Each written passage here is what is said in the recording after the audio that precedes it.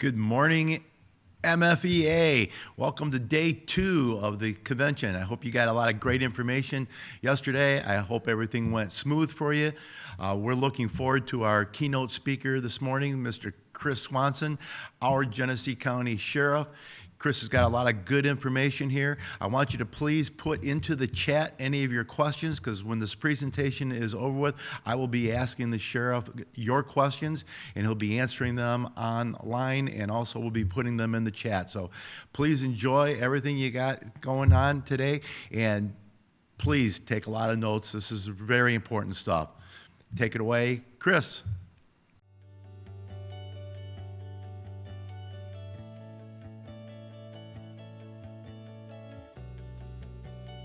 Hey everybody, Chris Swanson here, Sheriff of Genesee County. And if you don't know where that is, it's right there in the heart of Flint, Michigan. And if you don't know where that is, just Google Let's Walk, and you will see that we made our mark by standing up for people when they had righteous anger. And it was a great moment in our office, a great moment for our office to shine in our community, to show that we can do a lot of good.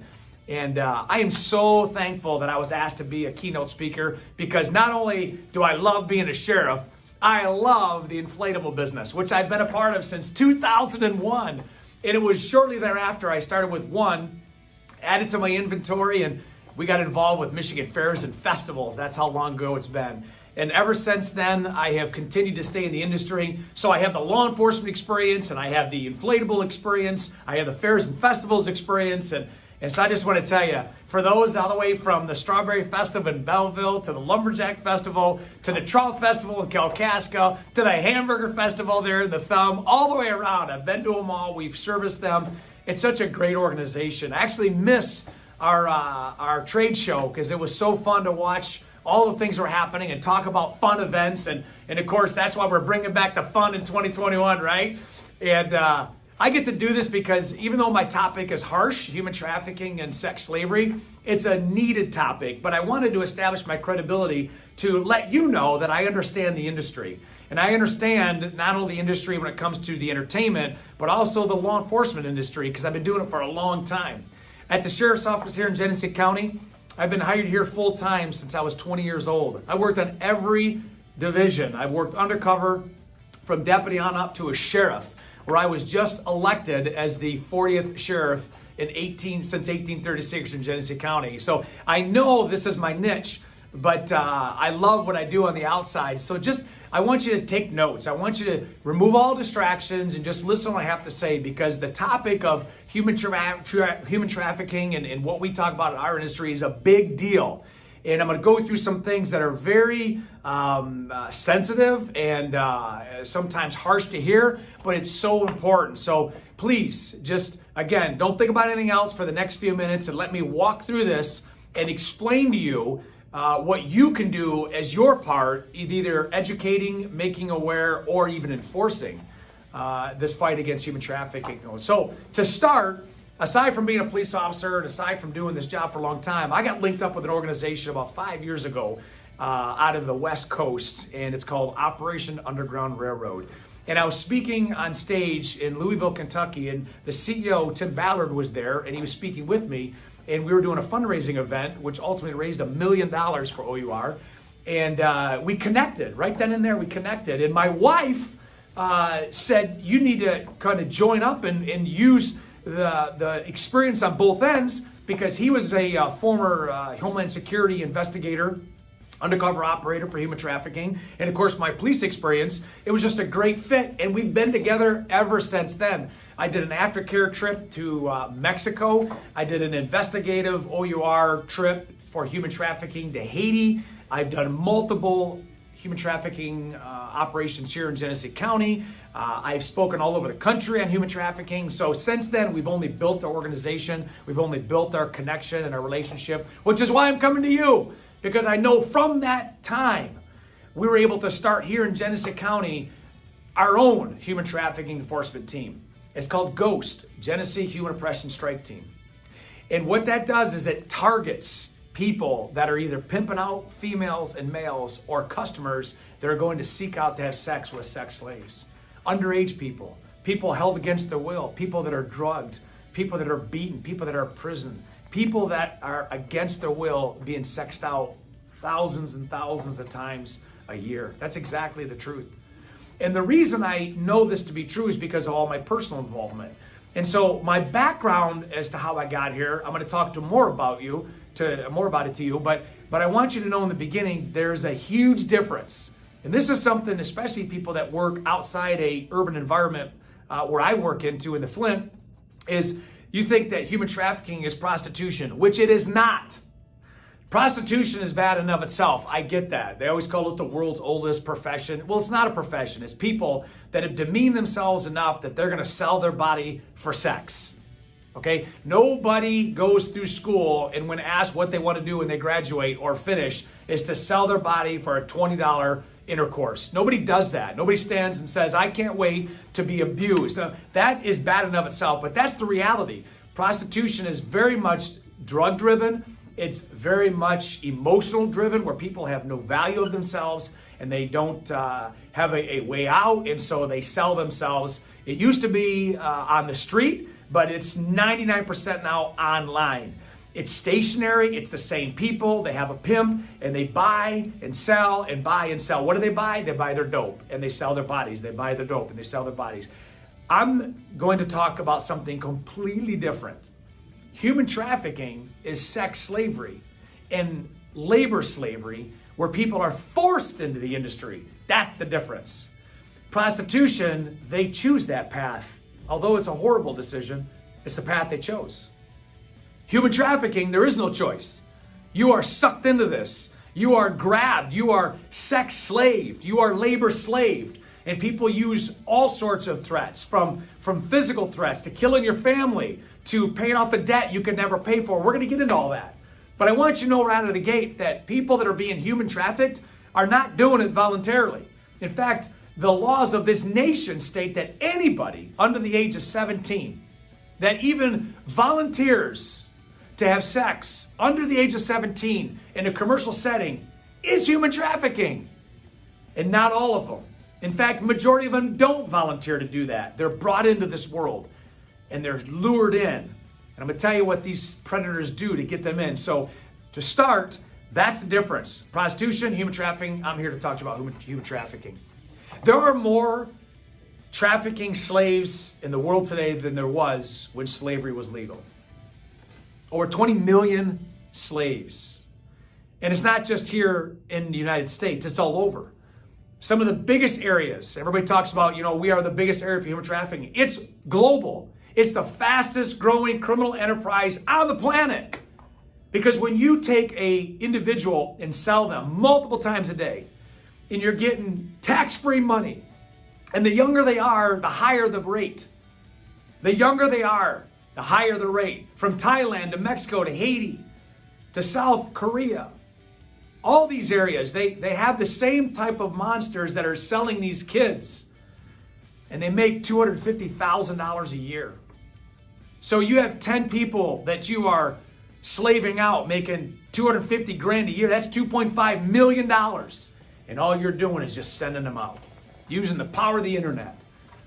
Setting them up on street corners and watching over them and connecting with your underground dark web. That's the business that human trafficking is in. And you don't have to carry a product. They are the product. So I want you to know that anywhere you are, if you're watching this right now, you've got an internet feed.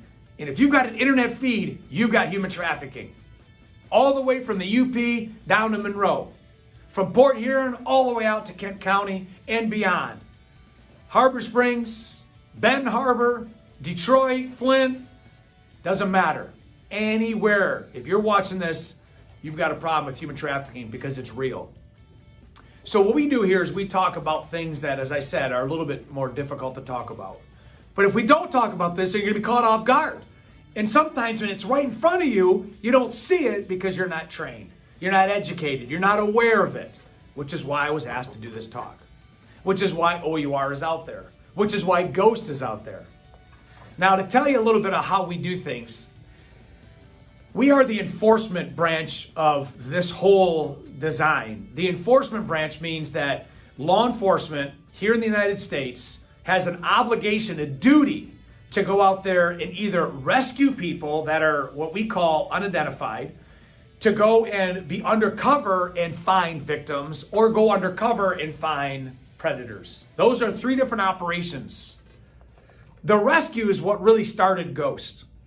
2018 in May, I put together a list of people under the age of 17 that I have said have fallen through the cracks.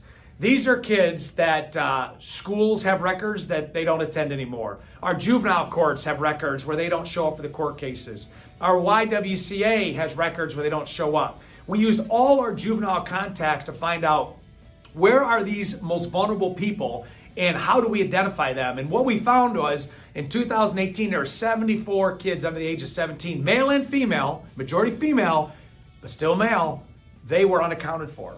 So we decided to start a whole rescue operation. We got other law enforcement involved. We had over 50 people that went out on that day and went to seek out where these people are. And of all those kids, there's over 50 that were identified that day, meaning we went to an address, last known address, we interviewed neighbors and friends and family, social media. We found where they were, we interviewed them, we asked if they had any kind of concerns. We did a full team approach. And of all those 54, there was one. She was 15 years old. She lived in a bathroom. She slept in the tub. And her pimp, who was an adult, would beat her. At one point, he took a microwave off the counter and smashed it over her head. And she was held against her will in this bathroom and sexed out by her boyfriend.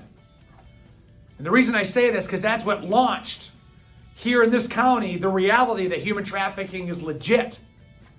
Now, I had already had my experience with OUR. I came to my predecessor and said, we need to take action on this. And before we ask for money, why don't we get results? And it was agreed upon. And in that one instant, in that one rescue that started everything, we saw it real. And we charged him with human trafficking. We charged him with felonies. And we gave her a new life. We put her in aftercare. And she was even a special needs little girl. So you're talking a whole different approach. Not only do we enforce, but we have to take care of the victims we rescue. It's not uncommon with these young people and these people that are sex trafficked are pimped out hundreds of times a month. In fact, we did an operation just this year, 2020. We went online and we found these three little girls, a 15 and two 14-year-olds. From January until the time we found them online, they'd been pimped out every day.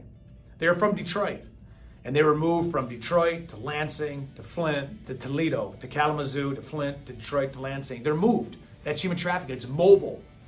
And every day after we rescued them, we found out that their pimp, a female pimp, would tell them, you're going to go back home tomorrow. You're going to go back home tomorrow. They never went home. So we ordered them up. We did one of those undercover operations where we wanted to be the customer and we ordered them up. And we met them over the west side of the county when we arrested the pimp and her partner, and we rescued these three girls. All three of them had sexually transmitted diseases. We had to start their lives over again.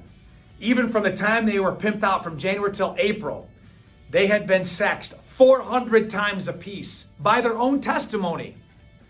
You're talking physiological damage. You're talking emotional damage, psychological damage, trust issues. You have to start from square one. I remember one specific time we gave all three of them individually a gigantic stuffed animal at 15, 14, and 14. And they grabbed that stuffed animal and they didn't let it go because it was a sense of their innocence coming back. And we had to move them in what we call aftercare houses, safe houses, rescue houses. That's where the reinforcement comes in, and that's where you see it real. And that's what we saw there, that first rescue. Since then, we did a rescue in 2019. And we just most recently did one in August of this year, 2020. And the numbers here in Genesee County keep going down of those kids that have fallen through the cracks, those ones that have been forgotten, the most vulnerable population.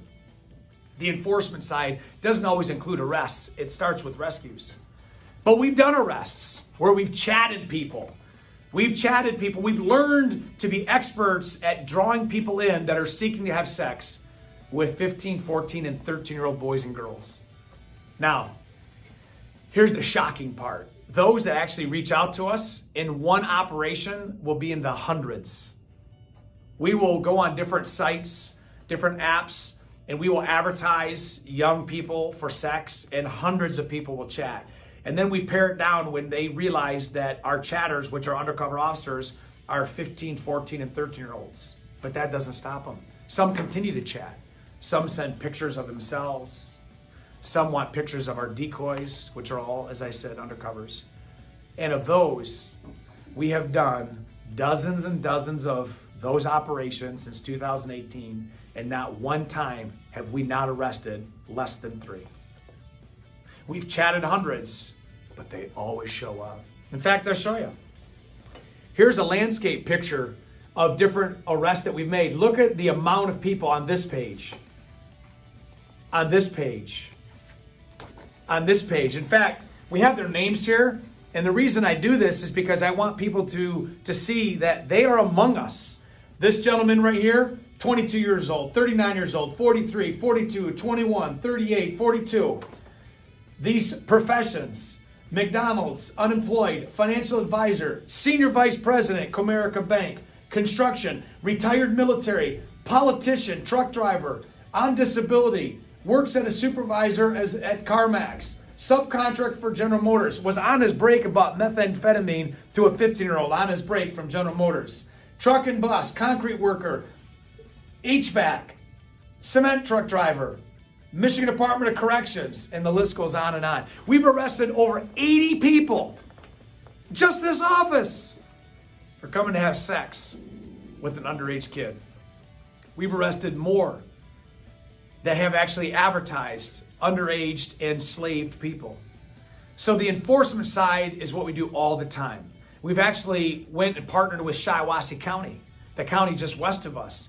I met with the sheriff, who's a friend of mine. We did an operation. Chris Hansen from Catch a Predator had worked with me during the protest and started a new program that it's called Have a Seat with Chris Hansen. And he was out there, and it's got over 100,000 views on that program alone. It's not even released a week, but it was from an operation we did in Shiawassee County. We have other partners we're doing operations are, and my commitment as the sheriff is not only to be the sheriff of Genesee County, but be to the voice of law enforcement around the state and the nation, that every police agency in the country has their hand around the throat of human trafficking, and there's not a single spot, not a corner of this country that is safe for a pedophile to exist and have an opportunity to victimize young kids for sex. That there's always a watchdog, but the problem is they're not there.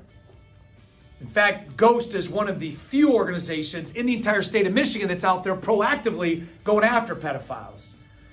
There's a program down in the south end, there in Wayne County. There's a couple pop-ups there in some of the bigger counties. There's 83 counties in the state of Michigan, and less than 80 of them, 80 or less, have no hand on a regular operation of enforcement. Hey, that's where I come in. That's where OUR comes in. That's where we promote this. That's why you listening right now can talk to your constituents and talk to your police agencies, your sheriffs, and say, hey, how come we're not doing that? We will show you how to do it.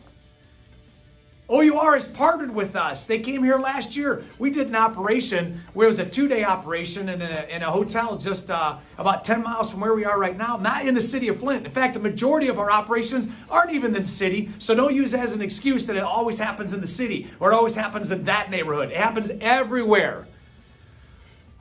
But we're able to bring these big organizations in so they can see what we're doing, and it's garnered amazing feedback. The public loves to see that there are freedom fighters out there. There's abolitionists out there trying to break the chains of sex slavery. You're probably thinking, Chris, there's no way. You know, I sell corn dogs, deep fried Oreos. I run a game. I'm an inflatable guy. I do a photo booth. Listen, not everybody's part of the enforcement side of it. I understand that. But there's 2 other things you can do and that you must do. And that is to educate and make aware. Now I will tell you this. Educating is exactly what we're doing right now. Our president of Michigan Fairs, Festivals, Events, Mike has came to me last year, and he's from my county, and good man, takes his job serious as our president, and and said we need to get this out there so we can teach people that in our fairs and festivals, we have people coming in from other communities and other states and even other nations that are working. They're working maybe because they want to, or is it against their will? And when the lights go down and the rides are off, what happens to these young people? Are they slaved? Are they pimped out? Is there deals going on as the festival is going? The answer to that is probably, which is why you, through this video, are taking part of what you can do on the education. And the third part of that is the awareness. Educate, enforce, and be aware. Awareness means you recognize, as I had already foreshadowed, that it's real and it's happening in your neighborhood and it's happening at your festivals. It's happening in your hotels and motels. And it could happen to your family, your friends, because it's real. That's why you're here, for the education and the awareness. I realize that operators like myself that have done years of undercover work and investigations, that's our niche. That's what we get to do to give back at a greater level globally. But I want to focus right now to those that just need to be aware and educated. So as I mentioned before, it's the fastest growing criminal enterprise. I tell you about the victims. The victims are unwilling and they're mobile. They're moved. Many of them are addicted and have a debt that they can't pay off, which is why they're sex slave, because if they don't pay it off, they'll get killed or their family gets killed. Many of these victims are lured in because of Maslow's hierarchy of needs. In Maslow's hierarchy of needs, the basic life needs start as the base, the largest need. Safety, food, shelter. And as you go up, it's love, it's companionship, it's believing in value, the peak of it, self-actualization. They didn't even reach the peak. There are people out there that are vulnerable that don't have a nice house. They don't have love. Nobody's ever told them they're amazing. Nobody's ever told them you are loved for the right reasons. And so they crave that. And they go on apps. They go on TikTok and Instagram. And by the way, don't think they go on Facebook, because Facebook is not relative to anybody under the age of 25. They go on different apps that, even though you don't know them, they're out there. They start chatting. Kick, Tinder, Grindr. And they start building relationships. And then some predators out there, and it's telling them everything they want to hear. And they're building up that hierarchy of need, like I feel wanted, I feel loved. And then they bring them in. They make a meet. And that meet just edifies them more. And many times they'll buy them things and they'll continue to lure them and emotionally connect. We call that grooming. And then they have sex. And sometimes they're told how much they're loved. And then it changes. As soon as the hook is in, that pimp brings in their friends. And there's no love. It's business. And next thing you know, they're being advertised. They're being terrorized. They're being threatened. And they're in sex slavery. And I want you to know, the victims that are lured into this, they don't know it when it's happening. They think the people that are doing this care about them and love them. And once that changes, there's no going back unless somebody like you can rescue them. And when that happens, and people are lured into that slavery, there are no days off, there's no holidays, there's no call-ins. They are treated as a piece of product, a commodity. They have no say. And many of them die, commit suicide, overdose, because people aren't out there to look out for them. Well, I can't live with that. I can't in good conscience, as a sheriff of the 5th largest county in the state of Michigan, the 9th biggest police department in the state of Michigan, I can't in good conscience just answer 911 calls and wait for the damage to be done and then respond. That's called reactive policing. I want to be proactive, which means that you need to look out for people that are in your industry and around your house and your families and your friends, and find people that are maybe vulnerable. That's why we do rescues, because that's the most vulnerable population. That's who these predators seek out. And you need to find if they're there and look out for them and engage with them and find out if there's a better path for them and build a relationship and maybe divert them to a counseling or to a church or to a school. The first thing you need to do is recognize it's real and find out who is the victim. When it comes to education, you need to know who the predators are too, who the customers are. Let me just tell you, 9 out of 10 of them have no criminal history. Isn't that crazy? They have no criminal history. These are people that live, work among us. They look just like me.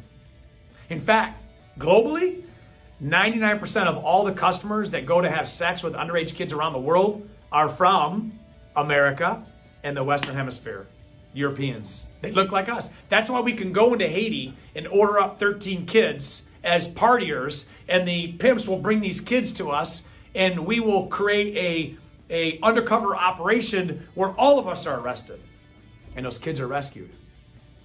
Because Haitians, they're the ones that are out there that are trying to be the infiltrators, but they can't, so they need something like OUR. And those in Mexico and Thailand, and I could go on and on with the countries I just mentioned, that's where the operators like me come in. But I don't need to go to Thailand or Mexico or Haiti. I'm coming right here to Michigan. And it's no different. There are people out there that are looking to sell their commodity to people that live and work among us. And there are people that are customers that have families, they have children. Their children have friends at the same age that they're trying to have sex with. That's real. We just did an arrest 2 weeks ago of a guy who's 43 years old on his way to Burger King. He's got a 15 and a 14-year-old. And he was arrested coming to have sex with a 15-year-old. So don't tell me it's not real, because I see it all the time. I see it all the time. And people at that age don't even have the maturity to make those decisions. That's where the education comes in. So if you see somebody that's vulnerable, interject yourself. Get involved. If it's your own kid, grandkid, niece, nephew, friends, I'm telling you, the most powerful thing that they have to allow those predators and pedophiles in their house is their phones. Everything is done online. All our chats are done online. It's all there. I have my phone. I don't have a password on it. If I have nothing, I have nothing to fear. And don't use the excuse that, oh, I don't know technology. You got to get to know. If it's that important to you, learn. Have a good conversation with your family. Talk. Find out who your kids are communicating with. Find out who they're meeting with. Find out who's communicating with them. Even kids on games. Whether it's Minecraft or whether it's the newest, latest, and greatest, it doesn't matter. Whatever game on there, whether it's PlayStation or whatever the game platform they're using, those have chats that people from around the world are communicating and can talk to your kids in your basements and ask questions about where mom works, where dad works, what shifts do they work. You're so amazing. And what they do is they lure them in, not only by Maslow's hierarchy of needs and also seeing that they're vulnerable and trying to play a role that they're a loving, kind person. They'll draw them in and say, send me a picture of yourself. Oh, you're beautiful. Send me one that you have no clothes on. And they'll send a very provocative picture. And now they're caught. Now it's called sextortion, where they'll say, you better send me more, or I'm going to tell your mom or your dad. I'm going to tell your wife or your husband. I'm going to tell so-and-so, because all of our business is online, so it's easy to say who we're connected with. And people get sucked into that all the time. And sometimes they send more photos. Many times they go meet and have sex with them to try to think that's going to be the end of it, but it's only the beginning. They'll send money, and then money will double and triple. And eventually, they have to come close to the decision of what they're going to do. And sadly, some people take their own lives. They can't handle the pressure, the embarrassment. And those are sad days. Others have to confront their loved ones. I personally worked these cases of high-profile people who've gotten into a jam, whose kids have gotten into a jam, and they've been sextorted. So these are all tools, and these are all different tactics that they use. And that's why this education process is so important.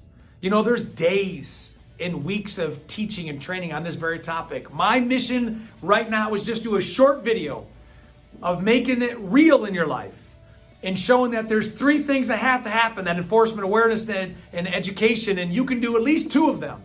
And you better not do nothing. You better continue to learn on how to stop it, how to look out for these victims. But there's always more to learn. So you can go to Operation Underground Railroad. You go Google their name, our.org. You can go to the Polaris Project, which is a great, great program and a great online resource to learn more, to watch videos, and to actually have training just like this on a larger scale. And especially if you're part of an organization, a company, a family. I have 2 boys, 2 men, 22 and 19. Man, I didn't keep anything from them. As they grew up, I gave them controlled education. They learned about dope when they were before 10. They learned about prostitution. They learned about all that stuff. I don't want them to be surprised about nothing. Don't think if you're not having this conversation, you're protecting them. You're actually harming them because the enemy is out there and it's expecting people not to see them come. The Bible even says that wolves in sheep's clothing. Teach them how to look out for wolves. And that could save a lot of people. I'm going to end with this. The what's next. And that's where you have to answer that question. The what's next is to take the information and the shocking detail that we talked about and say to yourself, what can I do? And if your I doesn't end with action, then you have missed the point of this talk. Your I has to be action. Has to be, as soon as this video is done, I'm talking to this person. As soon as this video is done, I'm going to this website. As soon as this video is done, I'm downloading this. Everybody watching better take action. Some of your action could be just sharing this message, sharing the link. Say, hey, I know. I just had a keynote speech on this for my Michigan festivals and events, but you need to see the content. I'm always learning. I'm always trying to keep up because these people are always one step ahead. It is a cat and mouse game, hands down. Cops and robbers, just like we're kids. But the more people are aware about it, the more people are educated about it, the harder it is to get to our most vulnerable people. The harder it is for those pedophiles, those people, those predators to go out and seek the prey. And that's what we want you to do. Take action. So, what are you going to do? What are you going to do? What is the I, meaning you, going to do next? Well, I would hope it's this.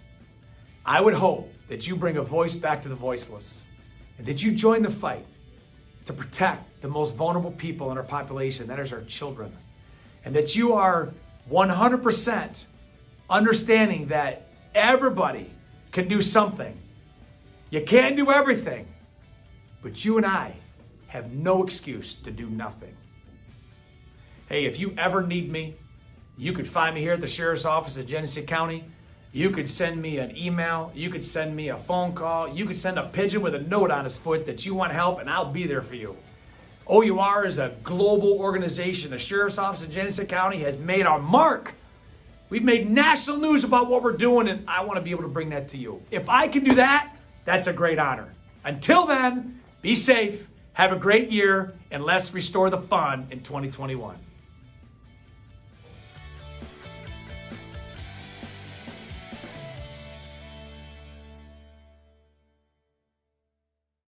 Thank you, Sheriff Swanson. That was very enlightening. And I have to say that I'm proud to have you as my Genesee County Sheriff and also to call you a friend. It was fantastic. There are some questions, though, that I'd like to ask. And I know that you covered a lot of this in your presentation, but from the festival, fairs, event, family, what are some of the things that we should be looking for at our events that we need to be aware of in case somebody is being victimized? Well, morning, Mike. Thanks. That's a great question. One of the things that I always tell people is observe your surroundings. So in these events, we have vendors and we have customers. So the first thing is for vendors, if you see somebody that looks like a juvenile, that has a look of concern, a look of captivity, and their individual overseer doesn't let them go far, they talk down to them, there's a look of fear or panic, that's those obvious signs that you got to look out for. The same thing comes with customers. You know, you're not going to have pimps bring kids to festivals and fairs to enjoy themselves. They're out there perhaps looking for customers that are going to buy these kids that may have bought them up online. And the same thing applies. You have somebody that's there that looks like they're there against their will. The person that's with them is very forceful, dragging their hand. All those are worthy of a 911 call. Don't try to read into it. You're not the experts. Don't try to be the experts. Don't feel like you have to be the experts, but you're an expert at your gut feeling. And if your gut feeling tells you to do something, take action. Good news. Good message. One of the other questions that came about is, and I know the answer to this, but I'd like to hear you tell everybody, this is not a regional situation. This is not a Southeast Michigan or a Southeast or Southwest Michigan. This isn't necessarily inner city versus suburbs or rural. Am I correct in saying that this is something that is actually statewide, and that just because we're in northern Michigan or just because we're in a rural community, that doesn't mean that it doesn't exist, correct? Yeah, sadly, brother, sex sells all over the world. And you're talking about a sexual deviancy that has no boundaries. And this is the fastest growing criminal enterprise in the world. It is a global criminal enterprise. And it doesn't matter if you live in Iron Mountain or Monroe, Michigan, from Lansing all the way to Traverse City. It does not matter. If you have internet access, you have kids being sold on the internet. You have people that are underage that are being sexed out, slaved out, sold for commercial sex. So I've seen it firsthand so many times. I've been to Mexico and seen it. I've been to Haiti and dealt with it. I've been to obviously Genesee County, all over the state. So the worst thing we can do is to think that it doesn't happen in our neighborhoods. Good points. One of the questions that came up is when people think of human trafficking, obviously the number one thing is sex trafficking, but that's not necessarily the only trafficking that is or in slavery that we are talking about, correct? Right. That's a great point. We deal with human trafficking and we automatically assume it's sex slaving, but it's also labor slaves. You see a lot of that when you have outside people from the United States come over and, they're either brought over here through illegal means or they migrate over here and they're forced into slave camps. They work 16, 18 hours a day. They work in back of restaurants and hotels and fields, and they're against their will. So, a lot of those remote places, you're not going to see it as much in the inner cities, but you're definitely going to see labor slaves in areas where people are forced to work against their will. And here's what happens, whether it's sex slave or labor slaves. If somebody comes to a foreign field, they're immediately removed of any option to leave. Whether they have a passport, the passport's taken. If they come with a family member, the family member's separated. So they're made to feel isolated and they can't escape. Is there, and I know you touched on this, but I'm going to ask from an organizational point of view, is there some kind of a pledge or some kind of outline as to the things that we should be looking for that we could share with our membership as to points to look for in our activities, in our events, not just with our organizations, but also the people that are showing up. I guess I'm really concerned with not so much the trafficking, bringing the enslaved person into the event, soliciting services, but looking for those vulnerable individuals that they could prey upon to enslave. Yeah, I would direct everybody to OperationUndergroundRailroad.org. They have a video training series that everybody can take, and it goes through every one of those points specific. And it is a phenomenal training. And at the end, there's a nice certificate.